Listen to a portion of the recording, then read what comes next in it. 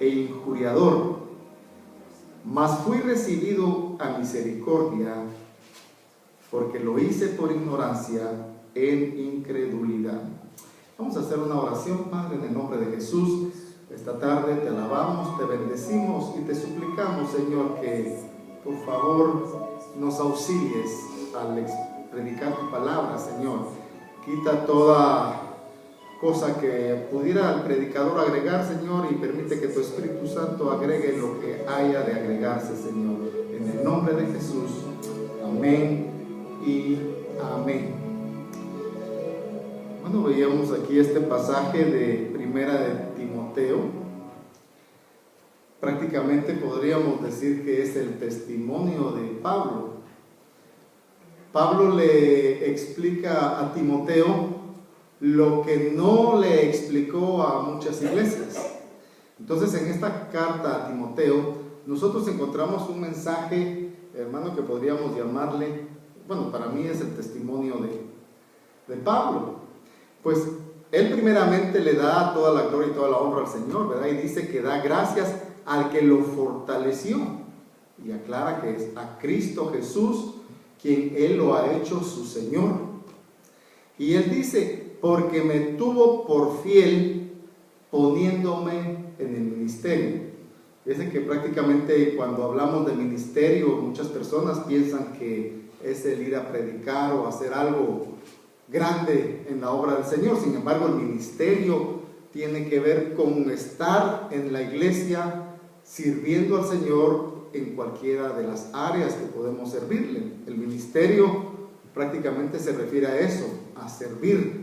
Incluso Pablo en algunos capítulos de otros libros, otras cartas, menciona como ministros aún a las autoridades.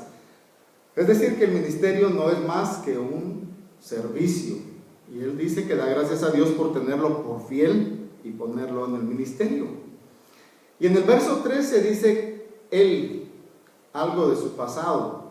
Y se refiere diciendo, habiendo sido yo antes un blasfemo, un perseguidor y un injuriador. Mire, son palabras que verdaderamente afectan el ministerio y afectaron definitivamente el ministerio de Jesús, puesto que Jesús, cuando estuvo predicando en su ministerio, recibió muchas blasfemias, fue perseguido, tuvo muchas amenazas, fue injuriado y todo lo demás. Y Pablo dice, yo era uno de ellos, mas fui recibido a misericordia. Por la misericordia de Dios es que también usted y yo estamos acá, porque no mereciéramos estar acá, porque en el pasado creo que también hacíamos lo mismo. Pero él no dice esto por jactarse, sino agrega además con toda solemnidad, dice, porque lo hice por ignorancia, en incredulidad. O sea que muchas cosas que hicimos en el pasado, hermano, fue en ignorancia y en incredulidad. Y muchas veces nosotros sabemos que la ignorancia pues, es malísima, ¿verdad? Pero la incredulidad casi nunca tocamos el tema, ¿verdad? Y es tan importante saber a qué nos podría llevar la incredulidad. Así que esta tarde yo le he puesto a este mensaje el pecado de la incredulidad. ¿Por qué el pecado de la incredulidad? Hermano, cuando nosotros vemos noticias, nosotros vemos siempre que hay situaciones que nos parecen graves, ¿verdad? Vemos ahí un avión que cayó con tantos muertos, eso es grave. Llegó alguien y valió una escuela, eso es grave, y todo lo vemos grave. Sin embargo, cuando vemos la incredulidad, nunca aparece como noticia, ¿verdad? Porque eso no lo vemos grave. Sin embargo, la ignorancia o la incredulidad nos puede llevar a algo grave. Para poder entender, quiero que usted vea lo que es la definición de incredulidad. Dice que la incredulidad es la imposibilidad que tiene una persona para creer algo que no ve o que no está demostrado. Pero también la incredulidad dice que es desobediencia, rebeldía o falta de confianza. Fíjese que si algo el Señor quiere antes de que nosotros nos lleve el Señor, es quitarnos la rebeldía. Y entonces cuando vemos qué incluye la rebeldía, vemos que la rebeldía tiene que ver con la incredulidad. Y la incredulidad viene a ser de alguna manera lo opuesto a la fe. Porque fíjese que si estuviéramos en el reino de la luz, diríamos, yo tengo fe. Pero cuando está la gente en el reino de las tinieblas, dice, yo tengo incredulidad. Es lo opuesto. Miren lo que es incredulidad. Imposibilidad que tiene una persona de creer. Sin embargo, la fe es la capacidad de poder creer, ¿verdad? Sin ver, esperar. Entonces yo quiero que en base a esto nosotros veamos algunos otros pasajes de dónde saca el título, ¿verdad? Ya le mostré qué es la incredulidad, pero quiero que vea esta nota de Romanos 14:23, donde Pablo dice, pero el que tiene dudas en cuanto a lo que come, se condena, porque no lo hace por convicción, y todo lo que no se hace por convicción es pecado. Entonces de ahí vemos nosotros el pecado de la incredulidad, que es algo que nosotros no podemos realizar porque no creemos que sea posible, ya sea porque no se ha comprobado o porque no lo podemos ver. Entonces quiero que me acompañe ya para entrar al tema, Marcos capítulo 9, verso 17. Y en este pasaje de Marcos 9 encontramos una historia de Jesús, bueno, una historia relatada acerca de lo que fue la transfiguración. Usted recordará que Él tomó a sus discípulos más cercanos y los llevó a un monte que le llamaron el monte de la transfiguración porque ahí se transfiguró delante de ellos. Pero luego de haber pasado por esa etapa, vienen y de alguna manera bajan a la ciudad y encuentran que hay una gran multitud, y ve la multitud y dice que Él se acerca. Cuando las multitudes se acercan, le preguntan, bueno, este Jesús, y todos van a saludarlo y les da gusto verlo y quieren platicar con Él. Pero Jesús les dice, bueno, yo vi que estaban discutiendo de qué tema trataban.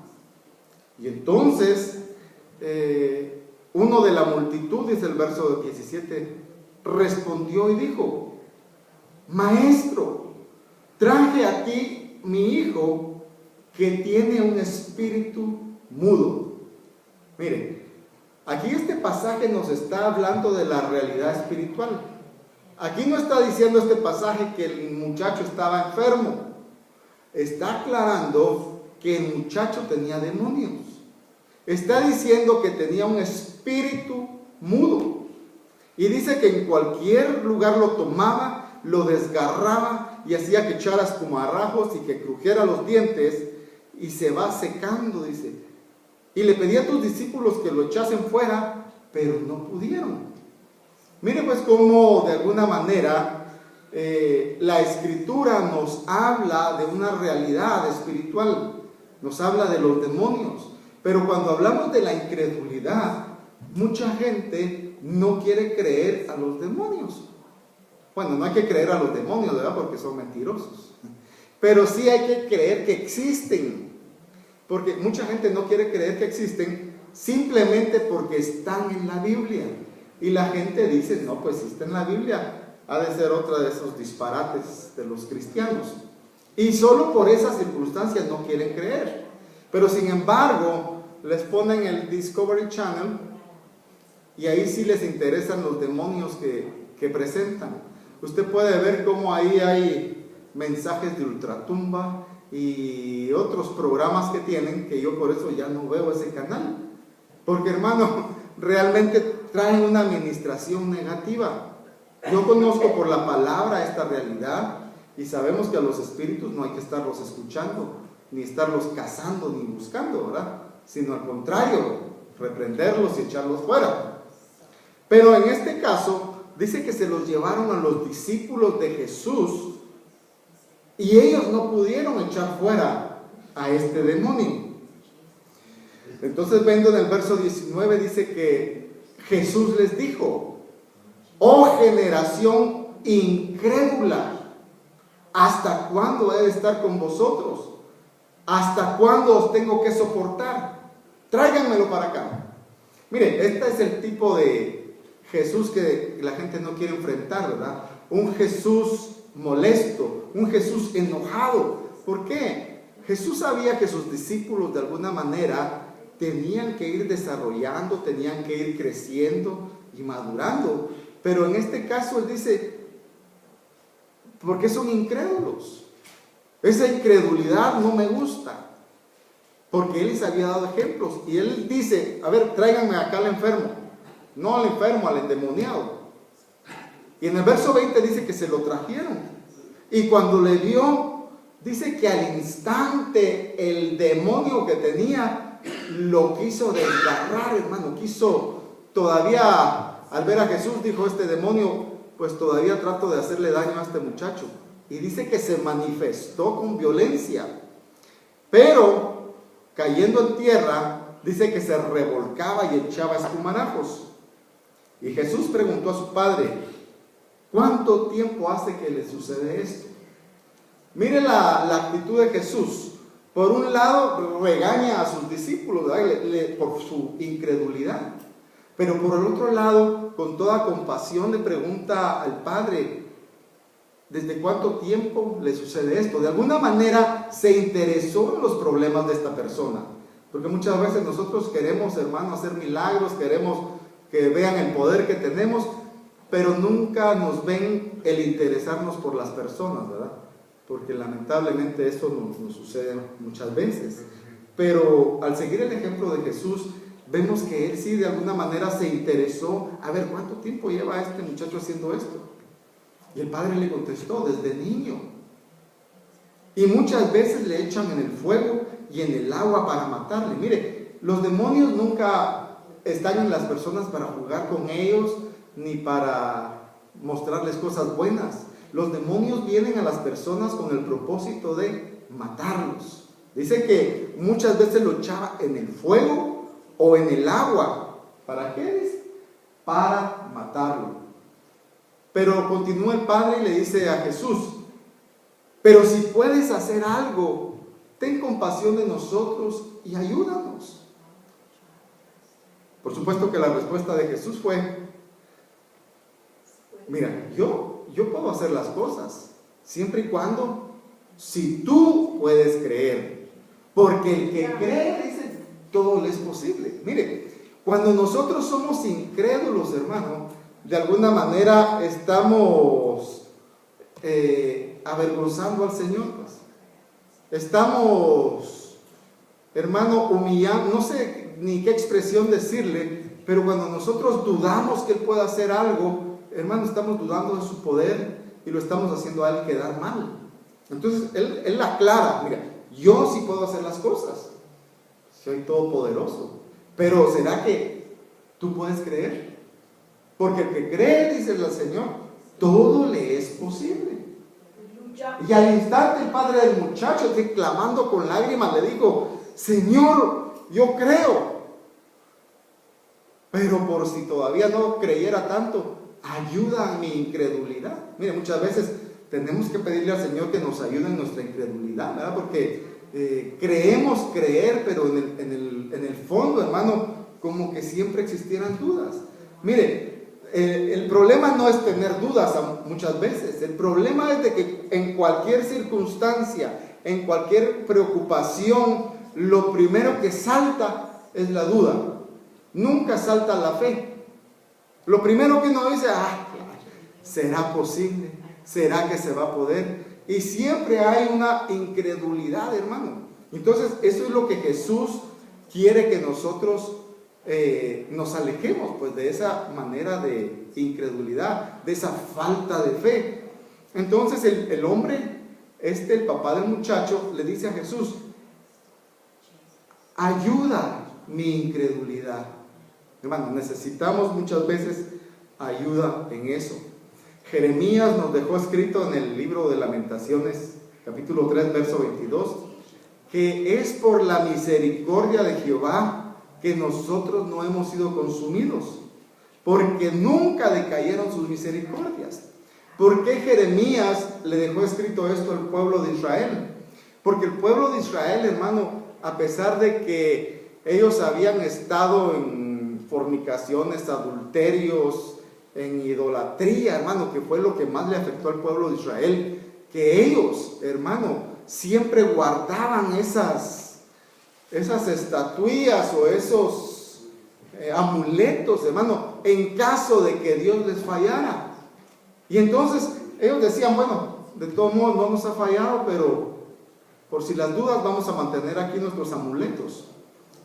Y como veían que no les iba mal, que no había castigo, pero Jeremías les dice: es por la misericordia de Jehová que no hemos sido consumidos todavía, porque nunca decayeron sus misericordias.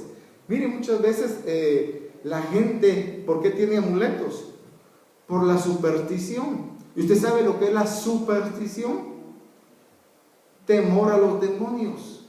Entonces la gente tiene temor a los demonios y dice: hoy voy a borrar un amuleto, voy a tener aquí. Pero hermano, nosotros tenemos el poderoso Espíritu de Dios dentro de nosotros, con el cual en el nombre de Jesús dice que todo demonio va a salir huyendo.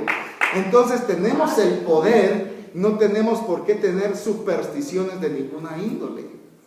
Pero entonces continuamos y dice Hebreos 3:11: así que juré yo en mi ira. Esto dice nuestro Padre Dios, dice: juré en mi ira que no entrarán en mi reposo. Eso que no entrarán en mi reposo significa, o le está hablando al pueblo de Israel una vez más, que fue un pueblo que Dios había escogido, hermano, y por años los llevó guiados, sustentándolos en el camino del desierto, para entrarlos a una tierra que fluía leche y miel. Pero ellos siempre estuvieron, hermano, de alguna manera hablando en contra de Dios, no creyendo a la voluntad de Dios, no creyendo al poder de Dios, y estuvieron, hermano, a un paso de entrar. Mire, se quedaron en la frontera de Canaán para entrar donde fluía todo tipo de bendiciones, hermano, y no entraron por la incredulidad. Dice que el Señor dijo: no entrarán en mi reposo. Verso 12 dice: mirad, hermanos, que en ninguno de vosotros haya corazón malo de incredulidad para apartarse del Dios vivo. Mire, hoy nosotros estamos en una situación muy parecida a la del pueblo de Israel. ¿Por qué le digo que estamos en una situación muy parecida? Porque el Señor nos dejó señales para su venida, su segunda venida, y la cual está por suceder.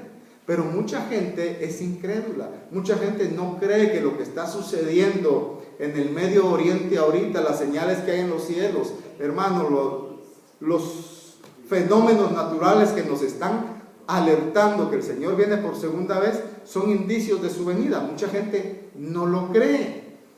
Mire, hace 8 días yo le hablaba hace 15 días hablamos con esto del traslado de la embajada de Estados Unidos a Jerusalén.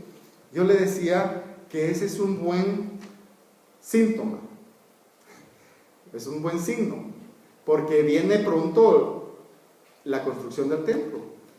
Pero veíamos que entre los que creyeron a lo que iba a suceder al mover la embajada de Estados Unidos a Jerusalén, la capital, estuvo Guatemala, y el presidente de Guatemala creyó. Y yo le dije: el presidente de Guatemala está siendo ahorita muy criticado por haber tomado la decisión también de mover su embajada. Pero le decía: en Guatemala reconocemos la bendición que existe al apoyar al pueblo de Israel, al amar a la nación del Señor, al orar por la paz de Jerusalén. Guatemala lo sabe y por eso es que siempre ha apoyado a Israel. Sin embargo, hubieron oposiciones. Y empezaron a decir, pero ¿por qué Guatemala se está metiendo en estos asuntos? Ahora vamos a tener el problema de que los árabes ya no van a querer comprarnos el cardamomo. Y mire, son 350 millones de dólares que invertían los árabes en el cardamomo, más otros 150 millones en otras cosas. Y dicen, bueno, como total 500 millones de dólares. Y dicen, vamos a perder ahora este ingreso por estar haciendo amistad con Israel. Sin embargo, los árabes, primero fue Egipto que mandó a decir, no, pues con nosotros no hay ningún problema, vamos a seguir haciendo nuestros pedidos como siempre. Pero hace 2 días, el pueblo de Israel tomó la decisión de invertir en Guatemala 2,000 millones de dólares en Guatemala. Imagínense, ¿no? 2,000 millones de dólares son 4 veces más de lo que representaba el ingreso de las exportaciones de cardamomo. O sea que digo yo, es una bendición tan grande donde se manifiesta pues cómo el Señor es Dios. Dios es fiel a su palabra. Bendeciré a los que te amen. Por eso, un secreto para la prosperidad, hermano, es amar al pueblo de Israel. Pero no lo hagamos por avaricia, ¿verdad? Sino por un genuino amor. Pero mucha gente es incrédula y dijeron al principio, ¿verdad? Ay, ahora esto nos va a afectar. Fue totalmente lo contrario. Entonces, el Señor quiere que en nosotros, mire, no haya un corazón malo. Mire, el corazón de incredulidad es malo porque lo que hace es producir personas religiosas. Mire, y cuando habla de incredulidad no le está hablando a la gente de allá afuera. Mire, la gente de allá afuera, ellos sí creen, hermano, lo que hacen. Si apuestan ahí, creen que van a ganar. Si hacen cualquier cosa, creen que van a tener éxito. Pero la gente dentro de la iglesia está en la iglesia, hermano, y no creen que el Señor que ellos creen es poderoso para hacer milagros, para hacer prodigios. Y por eso el Señor a quienes se refiere más que todo es a los que estamos dentro. Y entonces esta palabra debe ser para nosotros. Por eso en el verso 11 de Hebreos 4 nos dice, procuremos pues en entrar en aquel reposo, que ninguno caiga en semejantes ejemplos de incredulidad. Entonces, vemos que la incredulidad, hermano, es un pecado terrible.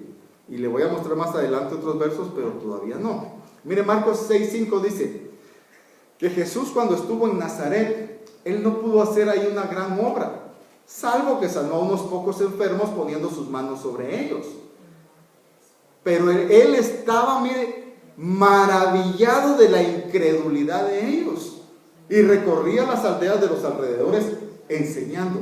Mire, fíjese que la Biblia solo habla 2 veces de que Jesús se maravillara. En este caso, Él se maravilló de la incredulidad. Pero también habla otro pasaje donde Él se maravilló de la fe que tuvo una mujer cananea cuando le dijo, mira, haz algo por mi hija, está pasando situaciones difíciles, está enferma hace años. Y aunque Jesús le dijo, no, pues yo vengo a las ovejas perdidas de Israel, sí, pero de todos modos, aunque sean los perros comen de las migajas, dame esas migajas. Y Jesús dijo, wow, realmente nunca había visto una fe tan grande.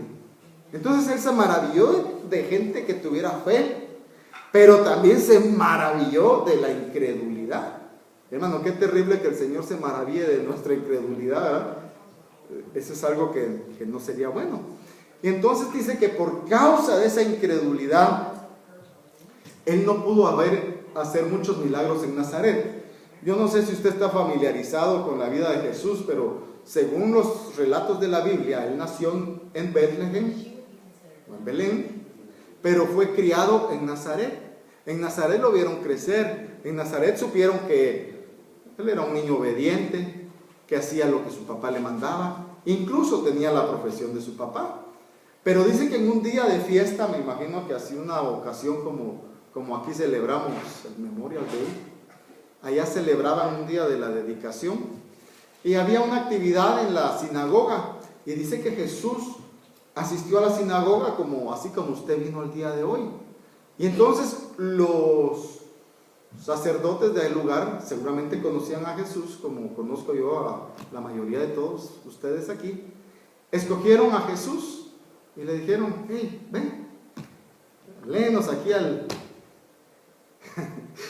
léenos aquí la porción de la Biblia. Y dice que Jesús se acercó, agarró la Biblia, en este caso, por supuesto, en este caso la Biblia, pero en el caso de ellos eran rollos los que se usaban.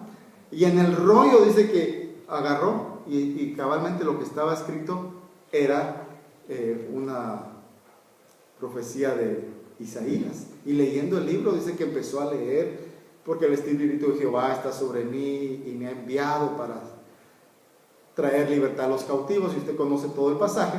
Dice que él, habiendo leído eso, se paró y dijo: hoy se ha cumplido delante de ustedes esta profecía.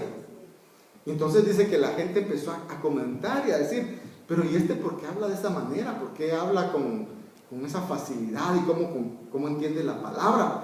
Pero ¿y qué no es el hijo de José y de María, pues? Y no es el carpintero, y no conocemos a sus hermanos y sus hermanas que ahí andan molestando en el vecindario. Y ellos empezaron a murmurar y a criticar, en vez de aceptarlo como el Salvador y haber dicho: wow, entonces es él el Mesías que estábamos esperando. No, se empezaron ellos a murmurar y a hablar cosas de él, a blasfemar incluso, porque dijeron cosas feas de Jesús, pero eso era por la incredulidad. Entonces Juan aclara por qué ellos eran incrédulos y dice en el verso 26: pero vosotros no creéis porque no sois de mis ovejas. Como os he dicho, mis ovejas oyen mi voz, yo las conozco y ellas me siguen. Miren, los fariseos le decían: pero ya basta, ya no nos angusties el alma. Dinos si verdaderamente tú eres el Mesías, pero dínoslo abiertamente. No hay con parábolas y que decir que no. Y entonces el Señor les dice: pero si ya se los he dicho y ustedes no me quieren creer. Pero ¿saben por qué no me quieren creer? Le dice el Señor: porque ustedes no son de mis ovejas. Porque mis ovejas, si oyen mi voz, yo las conozco y me siguen. Mire, necesitamos ser ovejas de Dios. Necesitamos oír su voz. Mire, constantemente nosotros hablamos de estas cosas, de la importancia de oír la voz de Dios para poder seguirlo y hacer su voluntad. Porque si no oímos la voz de Él, nunca vamos a poder hacer su voluntad. Marcos 16:14 dice: finalmente se le apareció a los 11 y estando ahí sentados a la mesa, les reprochó su incredulidad. Miren, usted sabe de que Él se le había aparecido a varias personas después de su resurrección, pero fíjense que los apóstoles no querían creer. Por más que habían mandado a las mujeres, por más que se le había aparecido a otros, no creían. Incluso cuando se apareció en esta oportunidad dice que habían 11, pero aquí estaba ya Tomás. ¿Se acuerda que una vez que se les había aparecido, dice que le dijeron: fíjate, Tomás, que anoche que no viniste, apareció el Señor? Y dijo Tomás: ustedes no les creo, qué casualidad que una vez no vengo al culto y ese día sí aparece el Señor. Pero increíblemente así fue. Pero entonces dice que el Señor no solo se les apareció a los 11, sino que les reprochó, dice, su incredulidad y la dureza de su corazón, porque no habían creído a los que habían visto resucitado. Entonces, hermano, muchas veces nosotros creemos en el Señor y a la vez no creemos en el Señor. Entonces, ¿en qué quedamos, verdad? O creemos o no creemos. A veces creemos en Dios, pero luego dudamos: ¿será que es posible? ¿Y cómo será Dios? ¿Y será que se fija en mí? ¿Será que me escucha? Por supuesto que nos escucha, pero nosotros tenemos que tener la certeza de que cuando nosotros estamos orando delante de su presencia, estamos alabando al Señor, Él nos está viendo, nos está escuchando y está aceptando nuestra alabanza, nuestra oración. Todo lo que hagamos para Él, tenemos que tener la certeza de que Él lo hace. Le digo, allá afuera la gente tiene más la certeza en las cosas que hacen que nosotros aquí adentro. El peligro, hermano, de tener incredulidad es que a Juan le revelan el final. Y a Juan le dicen en Apocalipsis 21:8, mas los temerosos e incrédulos. Mire, otra vez le volví a subrayar con incrédulos. Se los subrayé, ¿para qué? Para que veamos dónde van a estar. Junto con los homicidas, los abominables, los fornicarios, los hechiceros, los idólatras, todos los mentirosos, dice, tendrán su parte ¿en dónde? En el lago de fuego. En el lago que arde con azufre y fuego, que es la muerte segunda. Mire, usted se había fijado que los incrédulos ahí van a ir a terminar.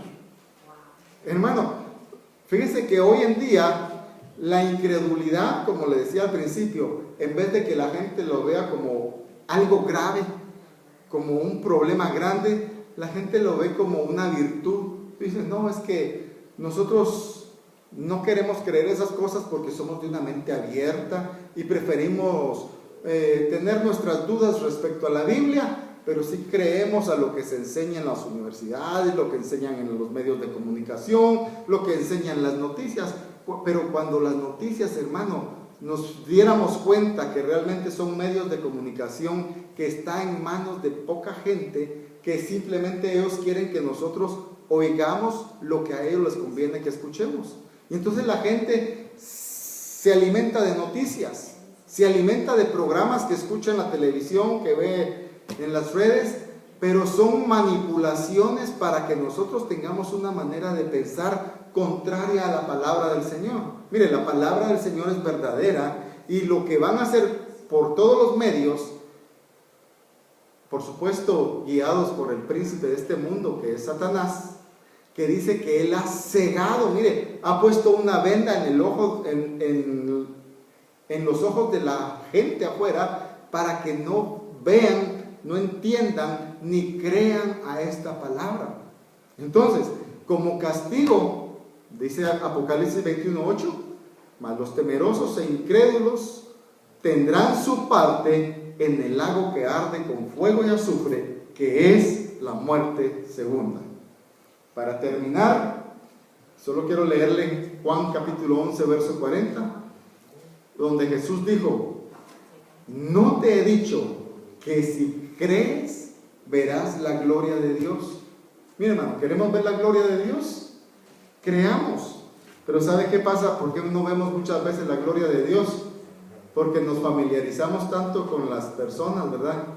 Incluso con los pastores, los ministros, que ya no creemos a lo que ellos enseñan, ¿verdad? Fíjese que esta expresión, si crees, verás la gloria de Dios, se la dio Dios a Marta, la hermana de Lázaro. Lázaro había muerto. Y cuando llega Jesús a resucitarlo, la tanta confianza le hacía dudar a Marta. Pero ¿cómo va a ser posible que Jesús, que se queda hasta dormir aquí en la casa, que viene a comer seguido con nosotros, Él pueda levantar a mi hermano de la tumba? Y el Señor le dice, si tú crees, verás la gloria de Dios. Hoy, pues el mensaje, el único propósito que trae es motivarnos, hermano, a que aumentemos nuestra fe, a que no nos conformemos con creer lo que el mundo dice, sino que verdaderamente pongamos nuestra confianza y nuestra esperanza en la palabra de Dios, que es la única que nos va a traer vida eterna. El día de hoy, pues, como siempre hacemos la invitación, si alguno quisiera conocer del Señor Jesucristo o reconciliarse con Él, pues el altar aquí siempre está abierto para todas aquellas personas que sientan en su corazón ese deseo profundo de no seguir con los ojos tapados, sino quitarse esa venda a través de la palabra del Señor. Hoy es el día. Hoy podemos pedirle al Señor con toda seguridad, Él lo hará. Voy a hacer una oración por todos los que estamos acá y por los que nos ven por las redes sociales. Incline su rostro y digámosle: Padre, en el nombre de Jesús, esta tarde te damos gracias, Señor, porque a través de tu palabra tú nos has mostrado, Señor, lo peligroso, lo dañino que es la incredulidad y hasta dónde puede llevarnos, Señor, separarnos totalmente de tu presencia. Padre, en el nombre de Jesús, esta tarde queremos nosotros decirte que nosotros creemos a tu palabra, creemos en ti, sabemos que tu palabra es verdad. Por eso esta tarde nosotros queremos reafirmar ese compromiso contigo, Señor, y pedirte que aumentes nuestra fe, Señor, que ayudes, como dijo aquel hombre, a nuestra incredulidad, para que podamos creer con toda seguridad que lo que tú has dicho lo harás. Padre, en el nombre de Jesús te alabamos, te bendecimos, bendice a